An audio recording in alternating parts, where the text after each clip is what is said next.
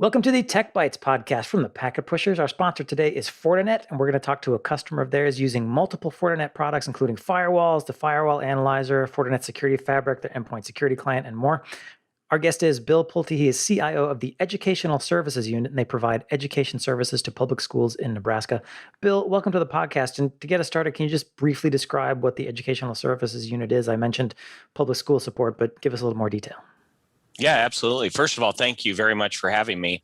So when I took this job 3 years ago, my family and friends didn't know what an educational service unit was either. So okay. I'm not surprised that others don't always get it. But we do collect tax dollars, and then we're charged with providing those services back to school districts, typically services that they can't provide on their own. So we've got higher level technicians sometimes and developers and some of those types of services.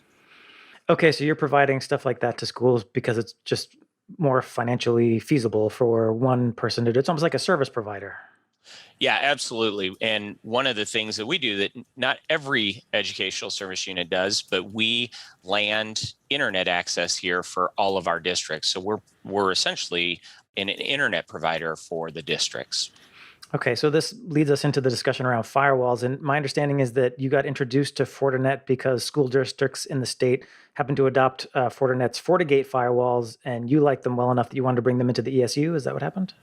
Yeah, so I was not at ESU at the time. I was at one of the districts, Papillion La Vista.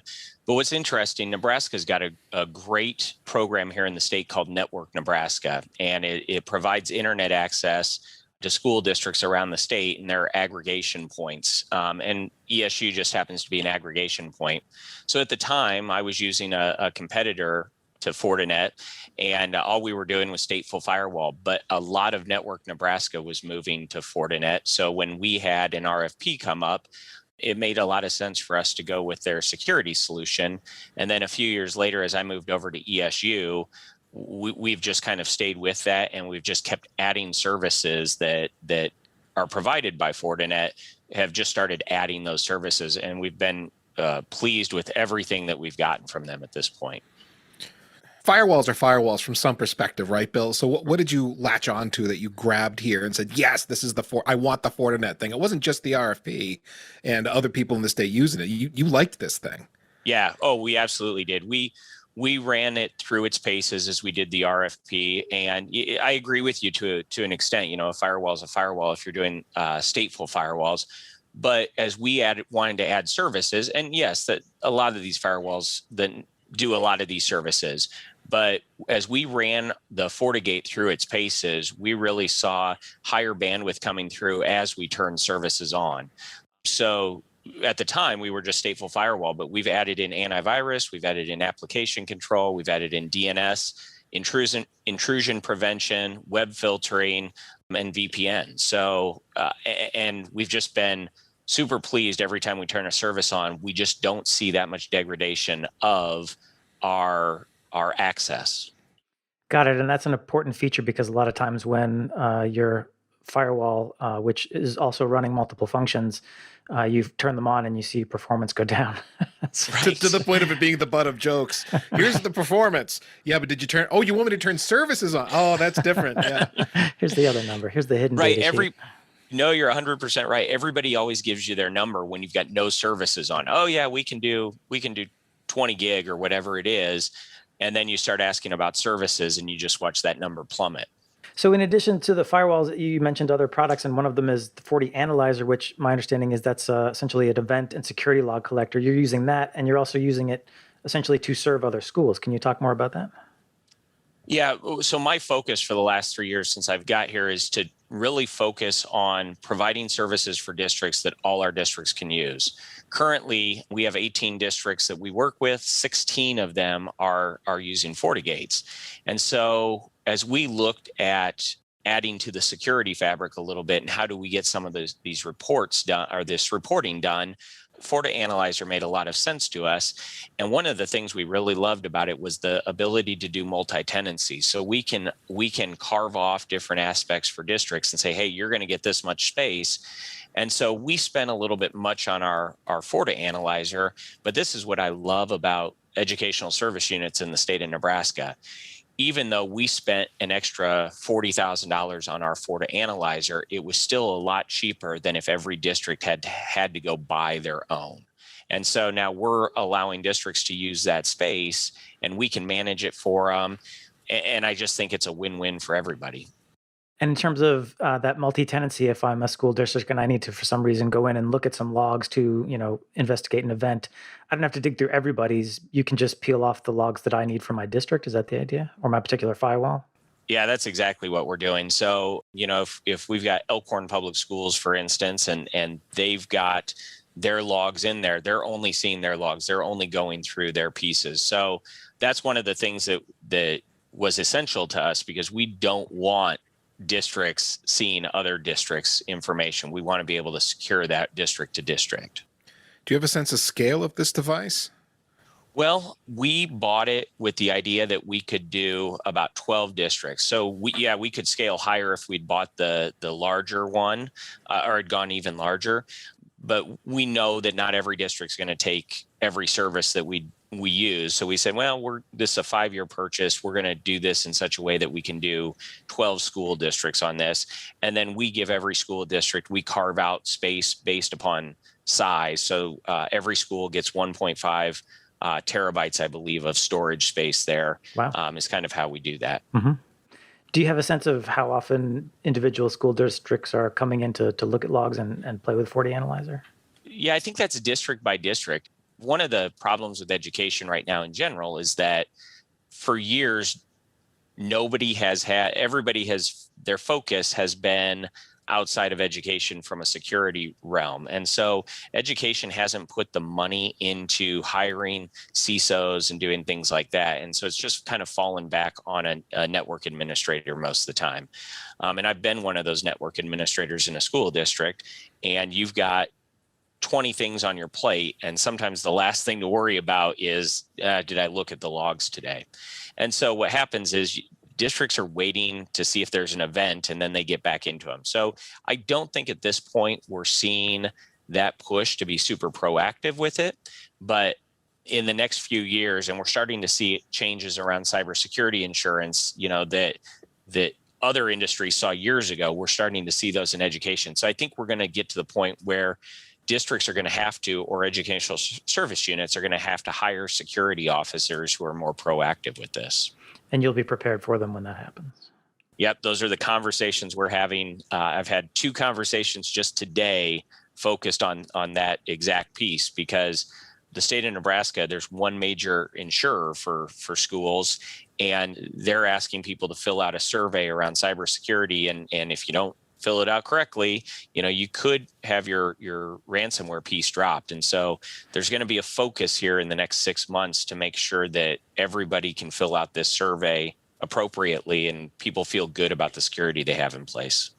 Okay, that's really interesting, because cyber insurance is getting a lot more attention because of ransomware attacks. And it sounds like you're saying this ability to do analysis and investigation and have logs and have sort of a forensic capability could affect premiums, essentially.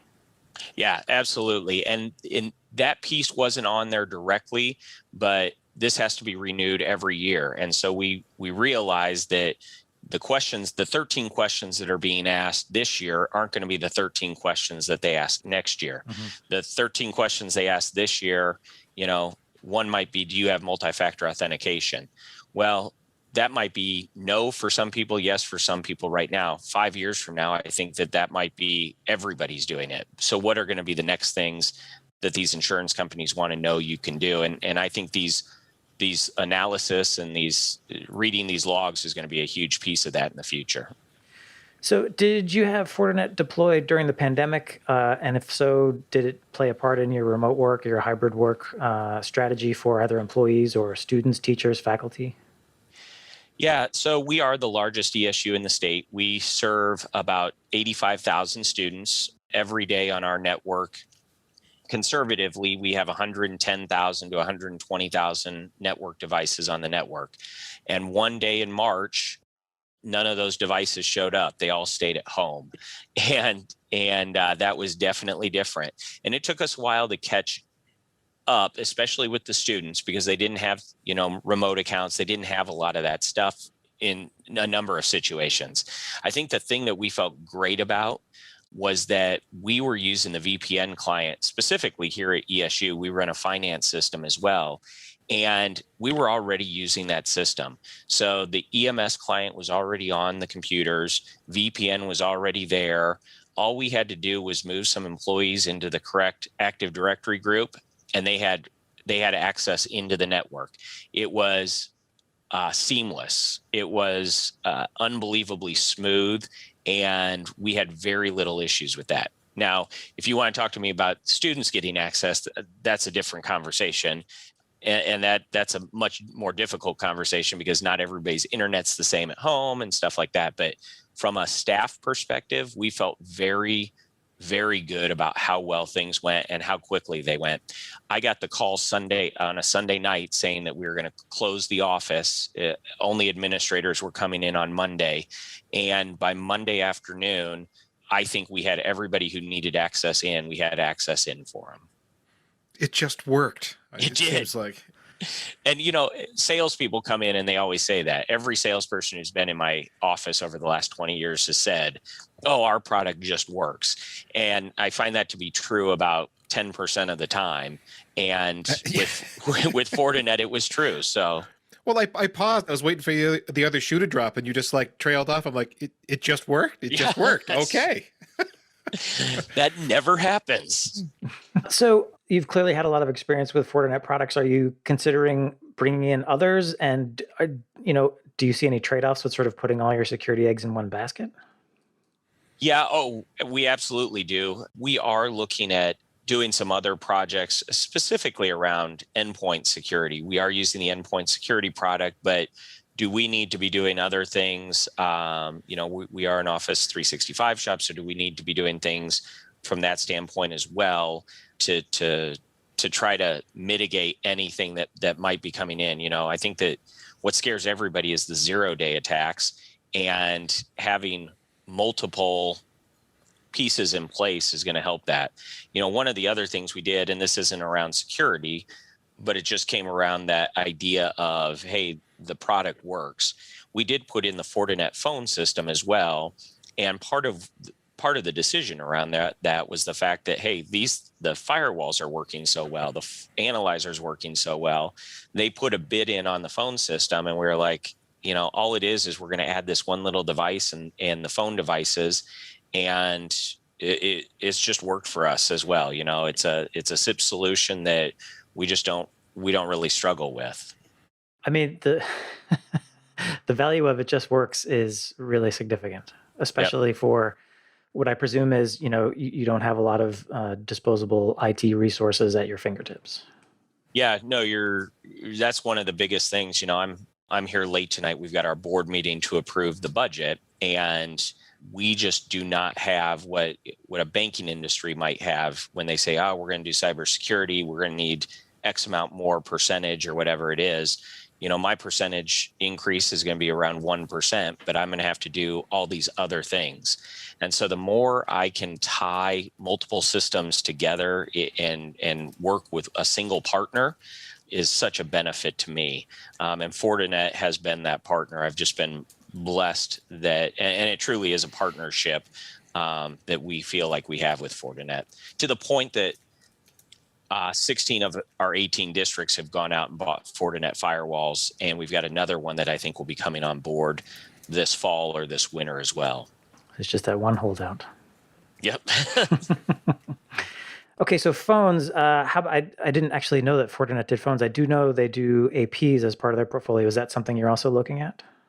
Yeah, it is. We're set to replace all our access points here next spring, and Fortinet will definitely be a player in that. We'll probably go out and get quotes, but we feel very good about the Fortinet product around that, to the point that we've looked at the access points and it does everything we need it to do. So I highly suspect that a year from now we will be using Fortinet APs as well. All right, maybe we'll have you back to talk about it. Thank you, Bill, for joining us, and thanks to Fortinet for being a sponsor. If you want to find out more about their security fabric, head on over to Fortinet.com. We'll also have a link in the show notes to take you right there. Sponsors make what we do at Packet Pushers possible, including technical podcasts. There are hundreds and hundreds of free episodes, along with our community blog, which you can find at packetpushers.net. And if you wouldn't mind, you can follow us on Twitter at Packet Pushers, find us on LinkedIn, and rate us on Apple Podcasts. Last but not least, remember that too much networking would never be enough.